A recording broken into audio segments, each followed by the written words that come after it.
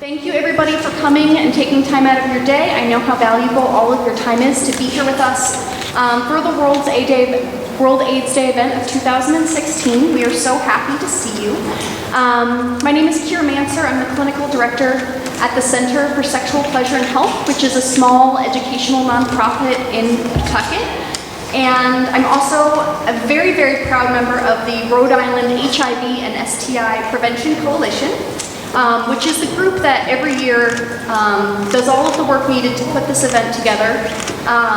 Besides just this event, the coalition also works very hard to put on a conference for youth sexual health education. We've been doing that for half a decade. It's an amazing conference. If any of you have not heard of it, you should keep your ears open. It's going to be in the spring, and it's a wonderful conference. It focuses on youth education, sexual health from a really holistic point of view. It's fantastic. And I really wanted to talk a little bit about the coalition because we've been around for years at this point, but are really working hard to consider what it is that the state needs and to meet that need as best that we can as a coalition.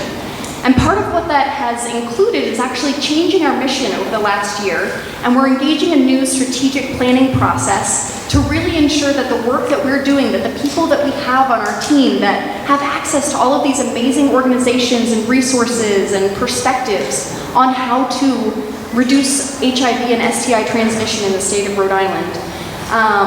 We're working really hard to make sure we're capitalizing on those resources and making the work have an impact. So we've changed our mission this year. The Rhode Island HIV and STI Prevention Coalition is committed to bringing together community-based organizations and Rhode Island agencies to prevent HIV and STIs through education, advocacy, partnerships, and public awareness. So we included STIs in our mission, and we're taking a much more holistic, sex-positive approach that really looks at a person, an environment, and all of the behaviors that they're engaged in, and not really just sort of tunnel visioning into one aspect of their life. So thank you all for being here, because you being here is helping us fulfill our mission of raising awareness. So give yourselves a round of applause for doing that. So I also want to take a brief moment to thank the coalition members. They've done an incredible amount of work to put this event together. So if you are, in fact, on the coalition, can you stand really quickly so that we can recognize you and the work that you put into making this event real?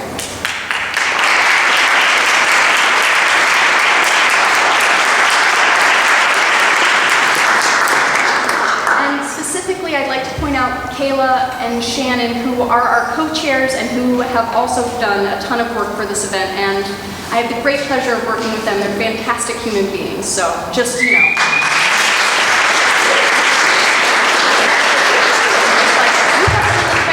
Fantastic human beings, so. It's amazing to me that it's been an entire year. I had the great pleasure of hosting this event last year as well, and I'm having one of those moments, I don't know if this happens to any of you, where like a year marker passes and you're like, it's only been a year? And you're like, oh my gosh, it's been a whole year? Like, it's all happened. And I know that this year has been a really huge year for a lot of reasons. We've had a lot of loss, we've had a lot of disappointment, we've had a lot of political upheaval. And so it's exciting to, at the almost culmination of this year, be able to come together and really make sure that we are combining our strengths and our commitment to ending HIV and to preventing the transmission of STIs. So thank you for being here.